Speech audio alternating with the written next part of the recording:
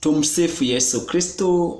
Uhuru wa Yesu, Mola ya Seba, tuitikie wote ni Yesu. Roho Mtakatifu wa Yesu ananena na ulimwengu, pinga ushoga na roho zote za kuzimu na kuziombea kwa jina la Yesu. Lakini pinga roboti aliyeingia duniani kwa kisingizio cha kukua kwa sayansi na teknolojia. Ni sanamu huyo. Kwanza tuanze na sala ya ufalme wa Yesu inayotoka katika kitabu cha Mathayo sura ya 6 mstari wa 9 hadi wa 13. Baba yetu uliye mbinguni, jina lako litukuzwe, ufalme wako uje, mapenzi yako yatimizwe hapa duniani kama huko mbinguni. Utupe leo riziki yetu, utusamee deni zetu kama sisi nasi tuwasamehevyo wadeni wetu, na usitutie majaribuni, lakini utuokoe na yule muovu, kwa kuwa ufalme ni wako na nguvu na utukufu hata milele. Amina. Kama kujiunga na chaneli hii ya ufalme wa Yesu ndiyo leo, ni vyema sana kufuatilia vipindi vya nyuma na hiki ambacho kiko live. Utabarikiwa sana.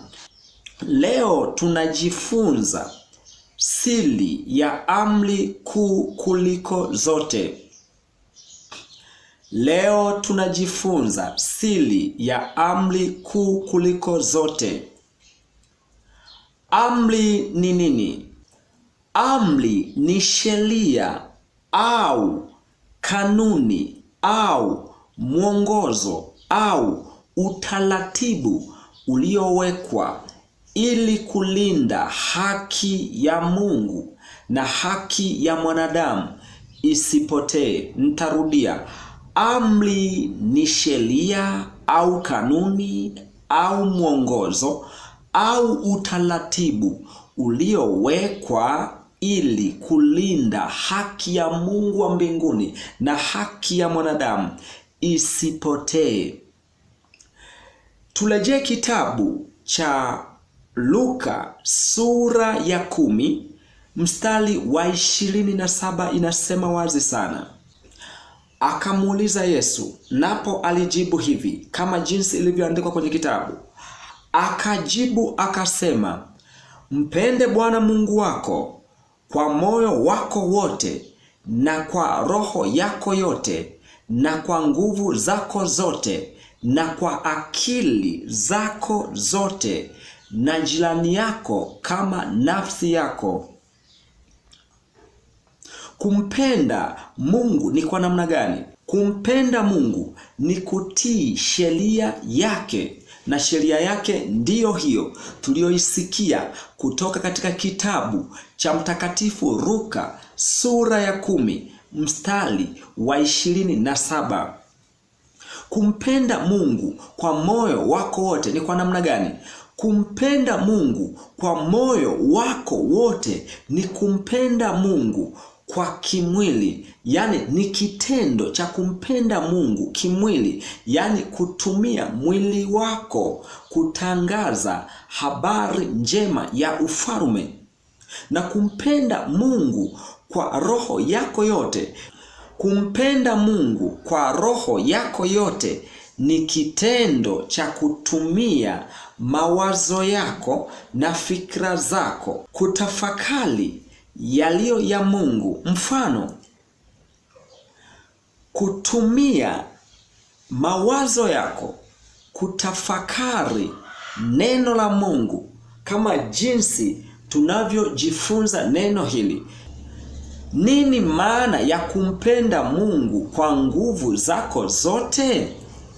Kumpenda Mungu kwa nguvu zako zote ni kitendo cha kutumia nguvu kujenga ufalme wa Mungu. Mfano, kutumia nguvu kutangaza habari njema ya ufalme wa Mungu. Kumpenda Mungu kwa akili zako zote ni kwa namna gani? Kumpenda Mungu kwa akili zako zote ni kitendo cha kutumia akili kutafakari au kujifunza neno la Mungu ili upate kulielewa, kama tu jinsi tunavyotumia akili zetu darasani, mashuleni kujifunza elimu ya dunia hii ihusuyo dunia.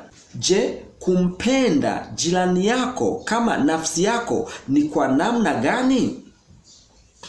Kumpenda jirani yako kama nafsi yako ni kumpenda mtu yeyote bila kujali dini, bila kujali kabila lake, bila kujali rangi yake mweupe au mweusi, bila kujali uzuri au ubaya wake, bila kujali cheo chake au umaarufu wake, bila kujali umaarufu wake na kadhalika, kama jinsi unavyojipenda mwenyewe. Hiyo ndiyo siri ya amri kuu kuliko zote aliyoiacha Yesu Kristo katika agano lake jipya la milele.